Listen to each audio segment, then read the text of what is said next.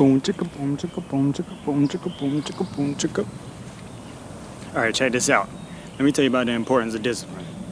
You see, we outside, first of all, so it must be warming back up outside. All right, let's get right to it.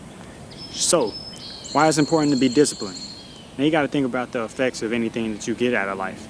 Everybody's lifestyle is really only a byproduct of whatever it is that they commit to, whether it's the profession that you choose and your streams of income, or whether it's something that's like maybe something that's drawn away from you, you know, like a bad habit or any kind of habit. Basically, your discipline is whatever you stick with, right? All right, so keeping that in mind, we know that any time that it's stuff that we want to get out of life, we got to know that we got to give something in order to get something, you know, masculine and feminine.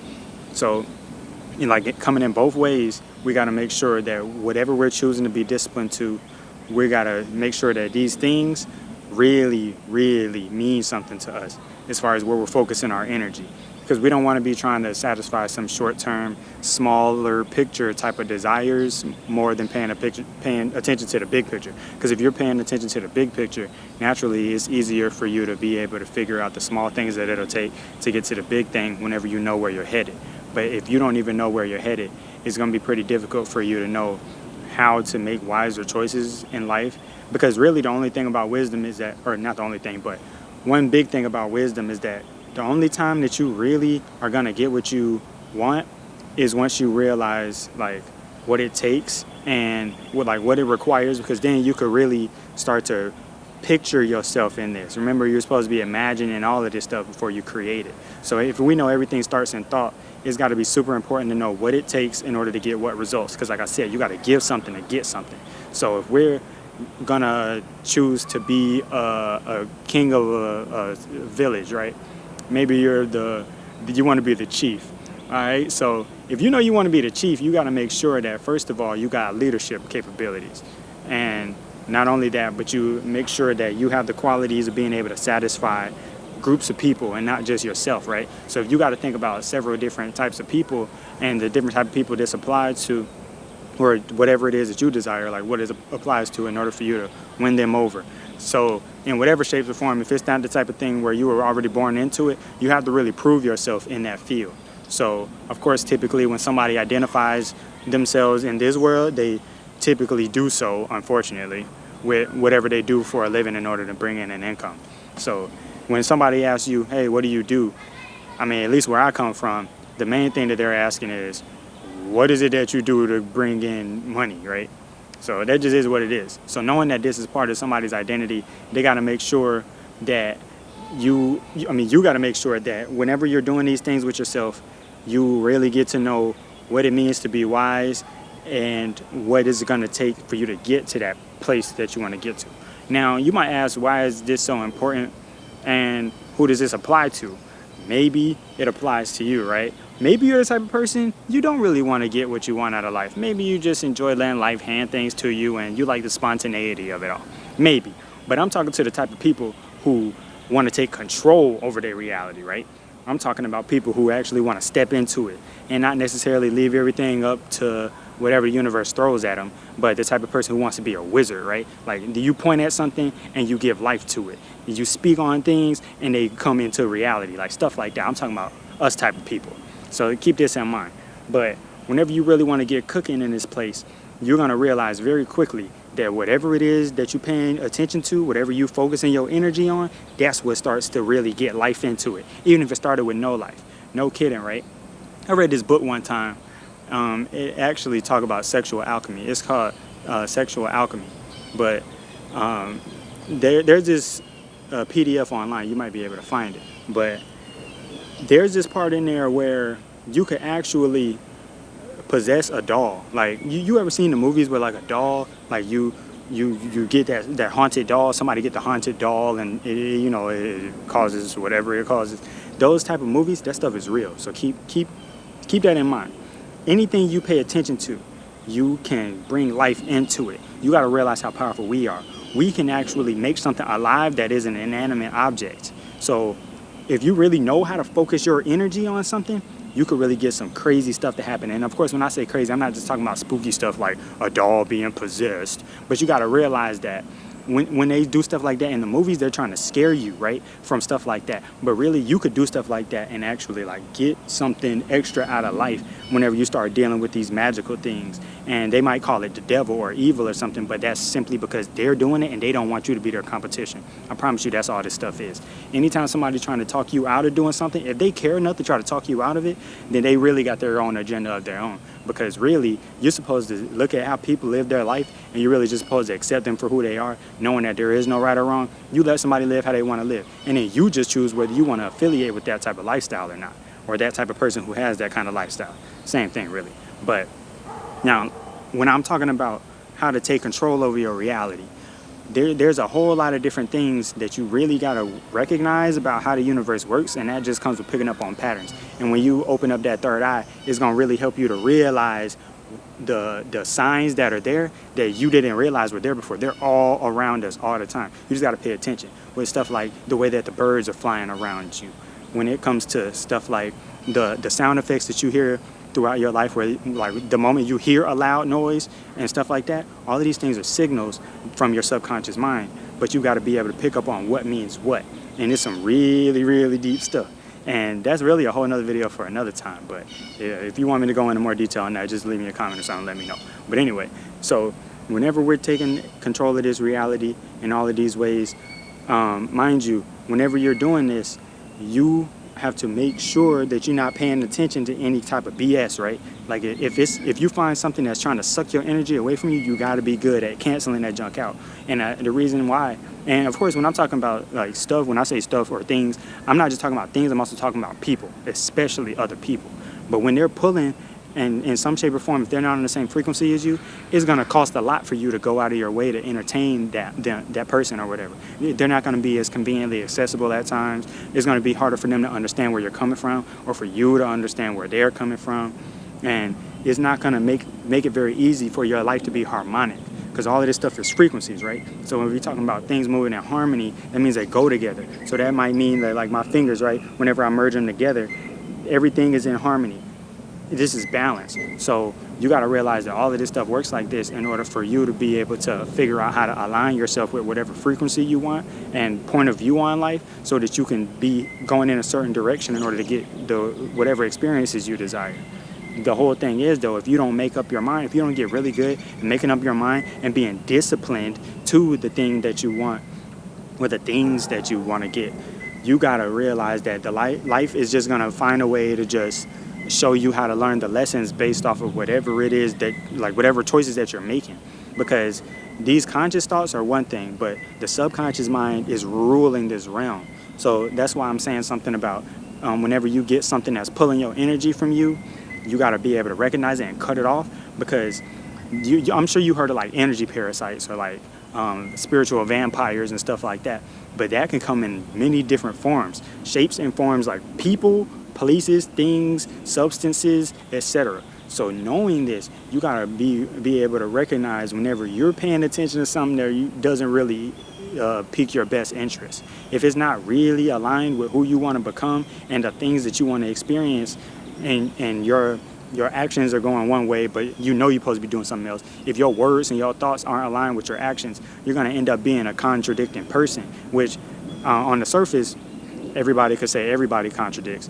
But when I talk about that, I'm talking about the subconscious mind and the conscious mind not being in harmony. Because the whole point of this is to merge both sides of your brain, right? That's why they put fluoride in your water, whoever they are. And, you know, theoretically, all of that type of stuff. The reason why it's so easy to calcify your pineal gland, and there's so many distractions out there, like, you know, movies that are giving suggestions to your subconscious, and any form of entertainment, really. And when people don't really have a real true foundation about who they are and what they believe and what they aspire to accomplish and what they want to really get out of life, and of course what they want to give to life. So I think you just should realize that I'm always going to probably do this from two different sides. Like, I'm going to talk about giving and getting, but of course, naturally, whenever I'm teaching you guys this stuff on these videos, you're going to have to know what to get before you know what to give. So that's why it's so important to learn how to think in sequence, because if you can notice like what's going to happen now based off of what I did then, or what's going to happen next based off of what I'm doing now, that type of stuff. When you really get good at picking up on what the probability is of you experiencing certain things, it's so much easier to get what you want out of life. It's so much easier. But you have to question yourself. You have to question why you're doing the things that you're doing, and you got to be disciplined enough to stick with what you know you're supposed to be sticking with, and just simply don't do what you don't need to be doing.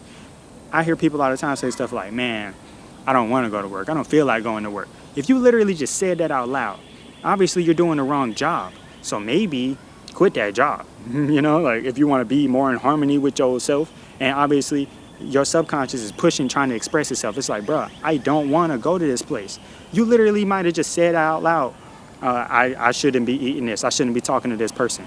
You might even get to the point to where you say, yeah, I actually am done with it. I'm cutting it off. I'm cutting this person off. I'm quitting this job. I'm dropping this habit and all that type of stuff. But a lot of the people, they end up going back to it again anyway, though, still without the right point of view on things. Because sometimes all it takes is for you to step back away from something, and then you get a better perspective on it, not being so biased based off of your emotions, which is a really, really important thing when it comes to discipline and your actions. You got to make sure that you got control over your emotions. But once you're doing this, you could really start to mold this world how you want to, like really, really well, bro.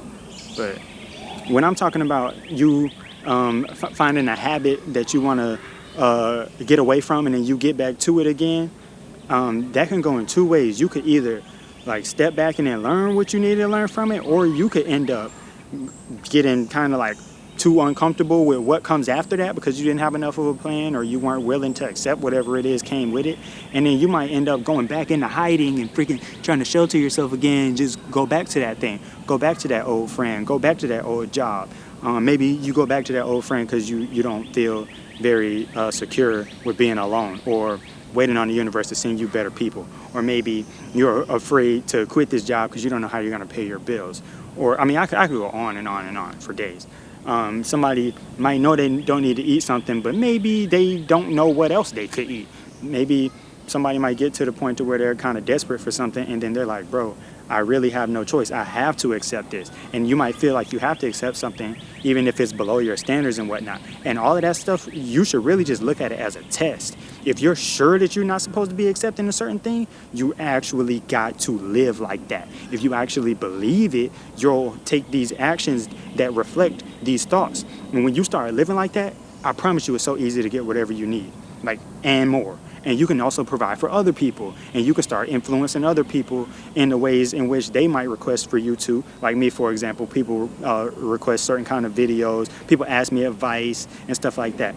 The reason why I'm able to pour into you all is simply because I took the time within myself to get to know what I really need, figure out some kind of like phases and requirements that it's gonna take, and then really, I just, a lot of the time, just write it down and then it just comes. And of course, I'm not trying to force anything, and I'm not too attached to it happening the exact way that I need it to. I'm willing to accept whatever it is, as long as it still aligns me with where I need to get.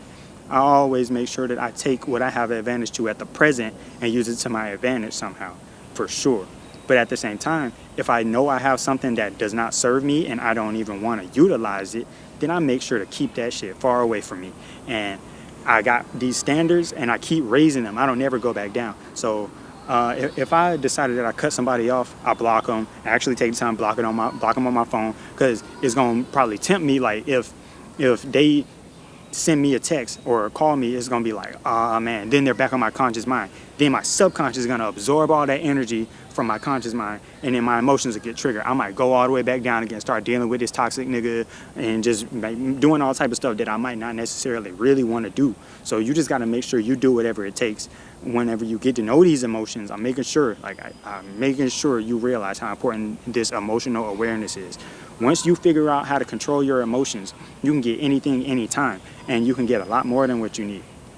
I started figuring out how important emotions were, actually, specifically though, whenever it came to start trying to figure out how to really apply my mind to the world and get the stuff that I need, and like manipulate energy however I want to. If I'm trying to do like, I don't know, telekinesis, or trying to be omnipresent whenever I leave my body and stuff like that.